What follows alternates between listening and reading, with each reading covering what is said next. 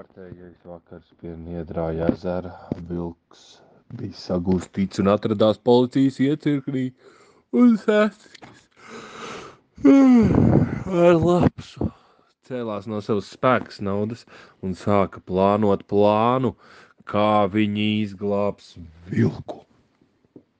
Viņi pamodās, labs dzēra melno tēju un sprieda. Saska, darīsim tā. Tu būsi mans palīgs, asistents, un es būšu jurists. Un mēs dosimies uz iecirkni un teiksim, ka mēs esam vilka advokāti, tau, un ka mums ir jāizglāb vilks un ar viņu jāprunājās. Tad mēs iesim uz pārrunu telpu, un pārrunu telpā mēs vilkam iedosim vīli, vai vēl labāk dzels zāģīti, ja mums garažā tāds būtu. Un tad izrunāsimies, un vilks pašā naktī pārrīvēs karcerā esti un izbēgs ārā. Nu labi, daram tā. Ko juristi velk lapsa? Ko juristi palīgi velk? Nu, es domāju, ka es vilkšu tavu savas augstpapēžu kurpes, un tev vajadzētu uzvilkt uzvalku. Labi. Un aizej uz garažu paskaties, vai mums ir kāda vīlīte metālam vai labāk dzels zāģītis. Labi. Es sākšu ģērbties. Labi, sarunāts.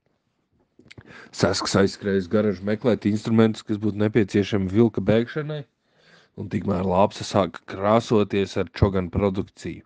Viņa sasmaržojās, uzlika lūpu krāsu, acu ēnas un vēl visu ko, un bija gatava savam izdāstījām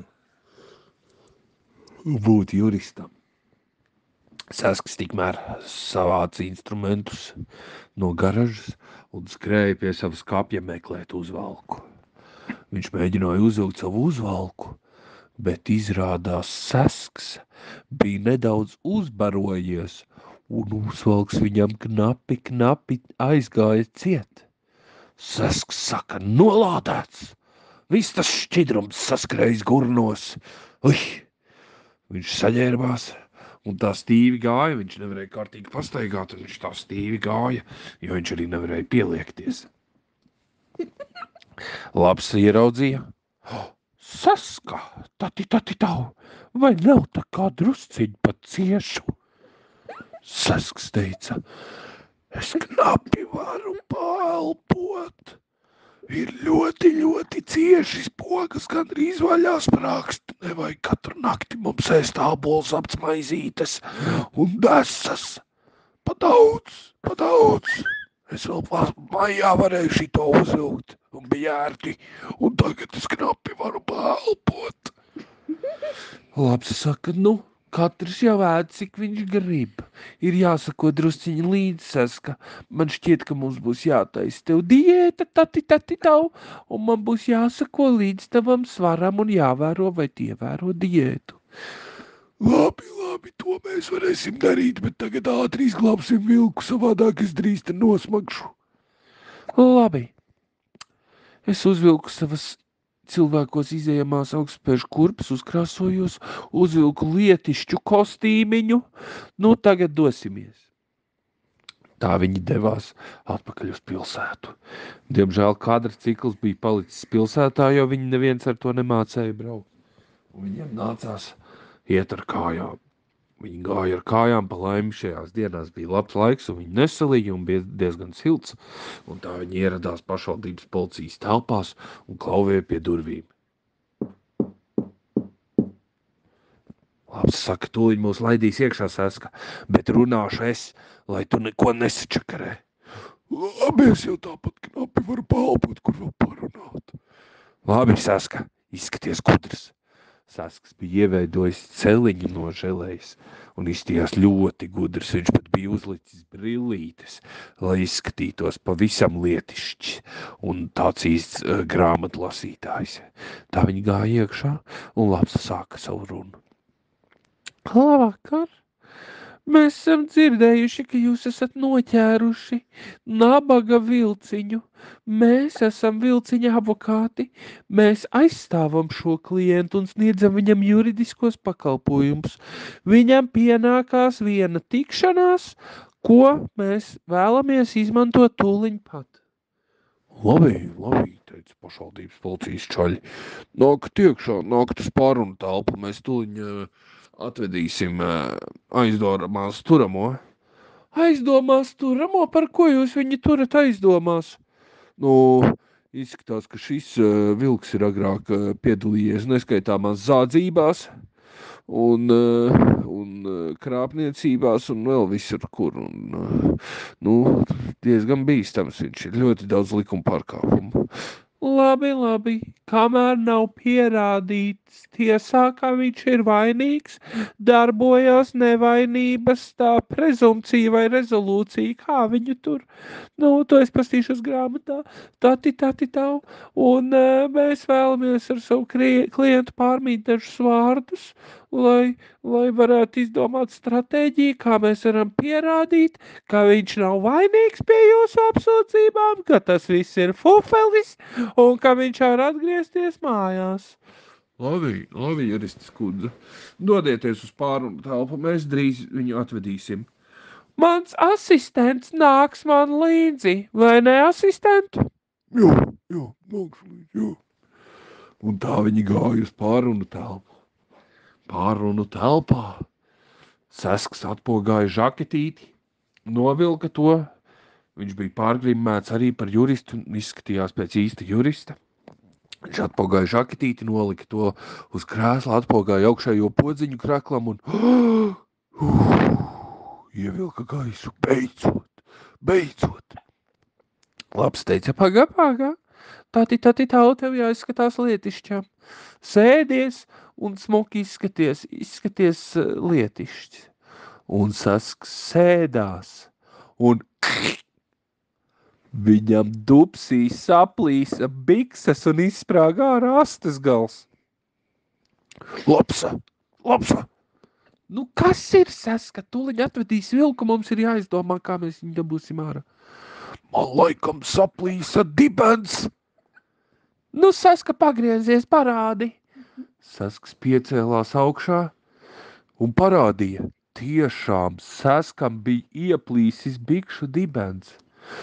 Labi, sēdi kārtīgi, un tad neviens neko neredzēs. Labi. Un Sasks sēdās atkal. Un Lapsa? Saska. Man laikam bikses pavisam saplīsa.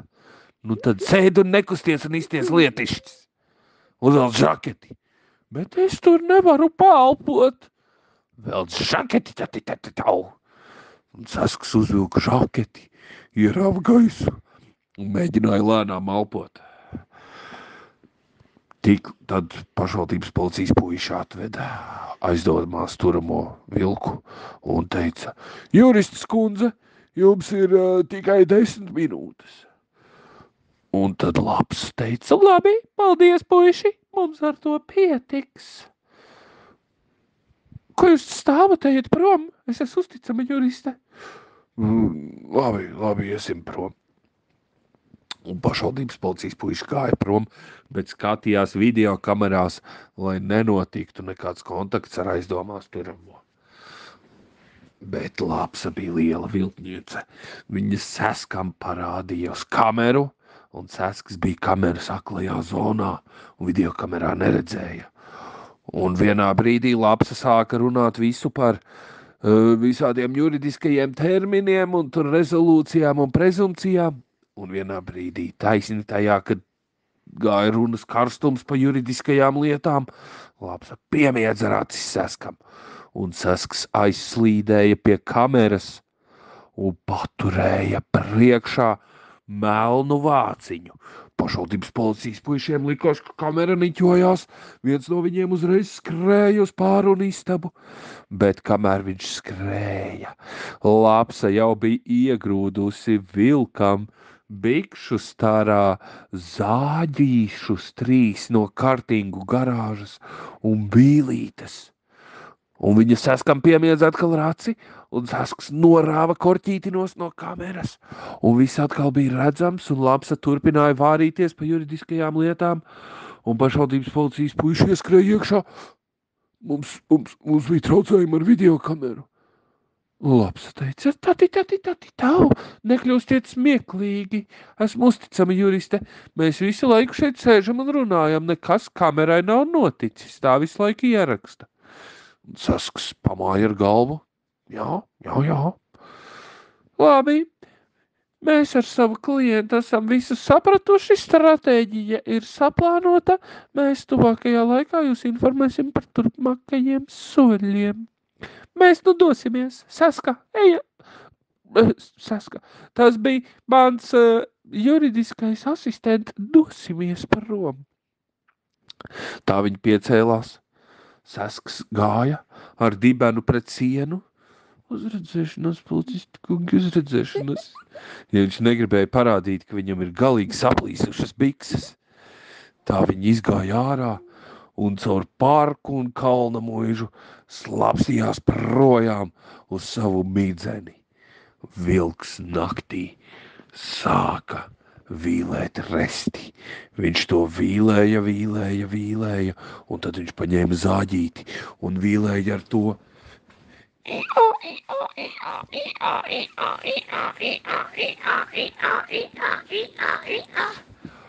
Pašvaldības policijas puiši pa laikam pārbaudīja aizturēto, un viņi nemaz nemanīja, ka vilks jau gandrīz ir pārvīlējis resti.